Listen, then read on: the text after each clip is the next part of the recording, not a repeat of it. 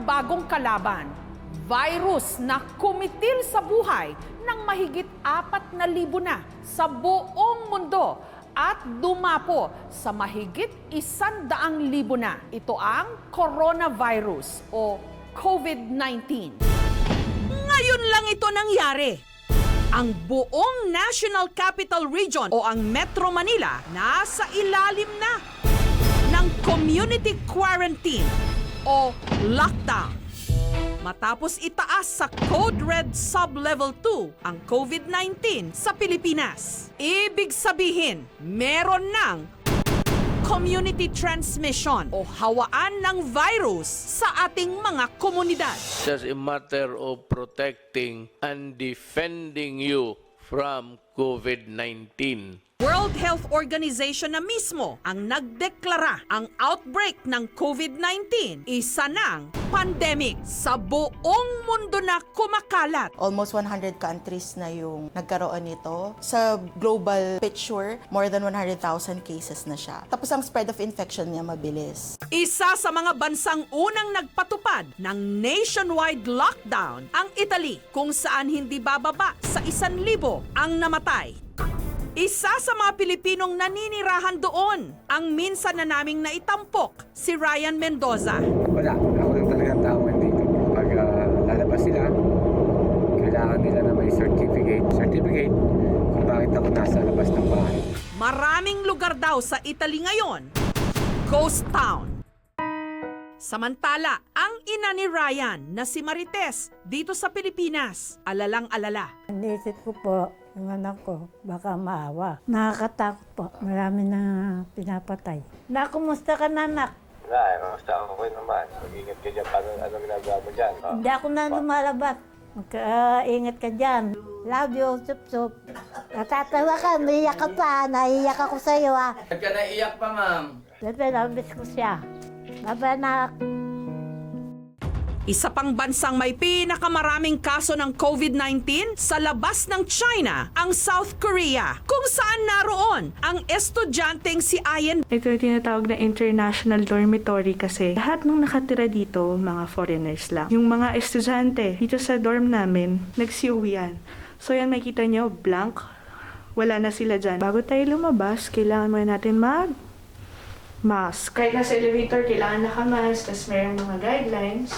Prevention rules of infectious disease.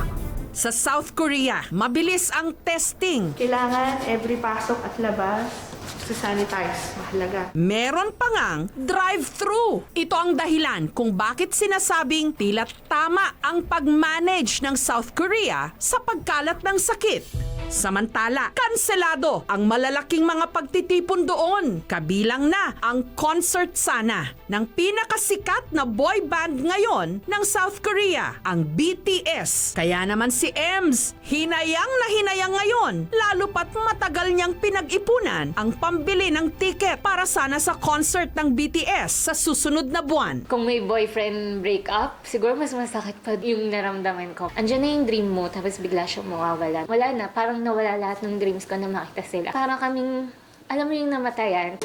Samantala, dito sa Pilipinas, ang mga ospital, abalang-abala, lalo na ang Research Institute for Tropical Medicine, kung saan isinasagawa ang testing sa mga posibleng may COVID-19. Yun nga lang, kakaunti ang testing kits ng RITM. Pag ang isang pasyente ay nagkaroon na ng mga ganong simptomas, lagnat, respiratory tract symptoms, kailangan ay ihiwalay niya yung kanyang sarili mula sa ibang tao. Kung kinakailangan kumonsulta ng doktor, kailangan i-coordinate natin yung pagpunta ng pasyente sa clinic o sa ospital. Kailangan alalahanin natin na karamihan pa rin naman na dinadapuan ng sakit na to ay nadi-discharge at nakaka-recover mula sa sakit nang wala namang komplikasyon. 98% of them are able to recover.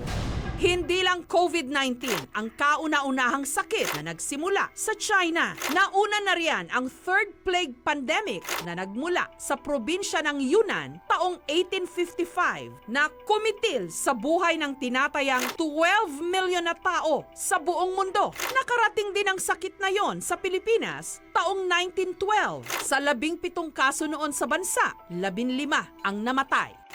Pagkatapos ng World War I, isa ring pandemic na itinuturing na pinakamalala sa kasaysayan na kumitil naman sa buhay ng 50 to 100 million na tao. Sa loob lang ng isang taon, ang influenza global pandemic na kilala rin bilang Spanish flu na unang nabalita sa Espanya taong 1918. Samantala, karamihan sa mga kaso ng tinamaan ng COVID-19 sa Pilipinas mula sa NCR. Isa sa kanila, sinasabing nagsimba pa sa prayer hall na ito sa Baclaran.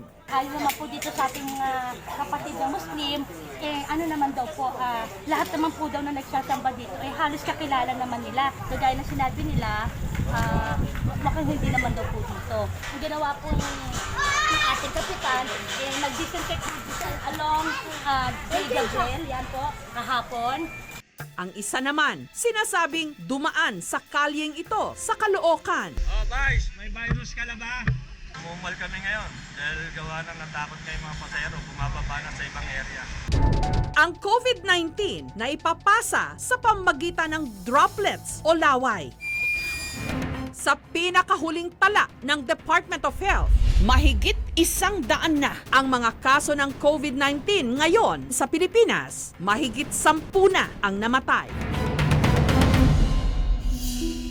Isa sa mga namatay ang ina ni Liza, ang 67 anyos na si Nanay Nida, ang kauna-unahang Pinoy na namatay sa COVID-19 dahil sa local transmission. Ang post ni Liza tungkol sa kanyang ina nag-viral. Sa pamagitan ng Skype, nagpaunlak sa akin ng interview si Liza. Sa kauna-unahang pagkakataon, mabibigyan na ng mukha ang biktima rito sa Pilipinas, pati na ang kanilang pamilya. I can't imagine what you're going through right now, but we have to do this so people will learn from your experience. Yeah, I know, but it's funny because in life she was so private. She would have really been mad at me to have posted something. Lumantad si Liza dahil kung ano-ano na raw chismis ang lumalabas tungkol sa kanilang pamilya. Pati kanilang seguridad, pinagbabantaan na raw. I believe there was one rumor that had circulated with our home addresses in both cities. I think when that happened, that became very dangerous as people were receiving not just nasty questions or comments, but threats. I think that's when we just made a decision to just say, that's enough, let's destigmatize all this. Wala raw travel history ang kanyang ina. Pirming nasa bahay lang. Malakas ito at malusog sa kabila ng kanyang edad. Were they able to establish how your mom and your dad got infected? I'm not really sure. I think the Department of Health is working on that. Ang ama ni Liza, nahawa rin ng COVID-19 na siya pamanding bantay ng kanilang ina sa ospital.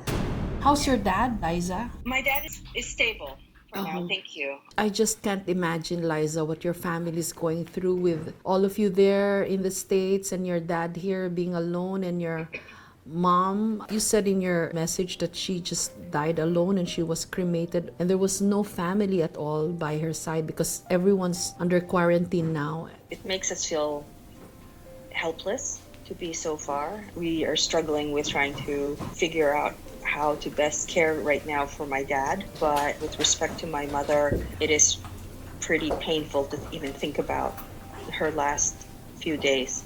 Absolutely, we would want to be there. The decision was taken out of our hands by the disease, and the second thing is it was locked down. What you wrote about your mom's very beautiful. Everyone's so touched. Thank you. It's just so sad that they just gave her a number, but we know that she's so much more.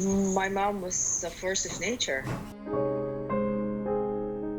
She was fiercely loyal, fiercely protective of her family. She had the most sympathetic heart. We played Scrabble as a kid all throughout me growing up. She was my best friend. I don't know if you care enough to address those nasty people out there been spreading bad things about your family despite the tragedy that you guys are already suffering from. Fear really makes people do things they probably normally wouldn't do. And I understand that in the absence of information, people will fill the gaps with misinformation. Instead of crucifying someone, because they may be exposed to the virus, wouldn't it be better to just have some sympathy and just hope that this message inspires people to choose a different road, one of empathy, sympathy, care, compassion. It's a difficult time for you and your family, and I hope your dad recovers, and I hope your family will be able to pull through despite this very tragic turn of events. And thank you again. Bagamat delikado ang COVID-19, basta't maaga raw itong ma-diagnose, malaki ang tsansang maaagapan ito. Katunayan, maliit lang na porsyento ng mga tinamaan ng sakit ang pumanaw. Higit na marami ang gumagaling. Sa COVID-19 is nasa range lang siya ng 2.5% to 3%. Maliit yung mortality niya. So tayo, every individual, every Filipino, meron tayong role para mabawasan yung transmission. And yung role natin as individuals na protection, proper hygiene, cough etiquette. Sa ngayon, wala pa rin talaga established na gamot o bakuna sa coronavirus disease. Meron tayong mga naririnig na mga drugs na ginagamit previously for other purposes. Pero kailangang alalahanin natin na itong mga gamot na ito are still considered investigational drugs. And whether or not they are really effective, kailangan pang pag-aralan niya. Ngayon, higit kailanman, kailangan nating mag-ingat sa napakasimple lang namang paraan. Maghugas ng kamay, huwag hahawakan ang mukha, at higit sa lahat, huwag magpanik. Hindi lang virus ang ating kalaban ngayon, pati takot.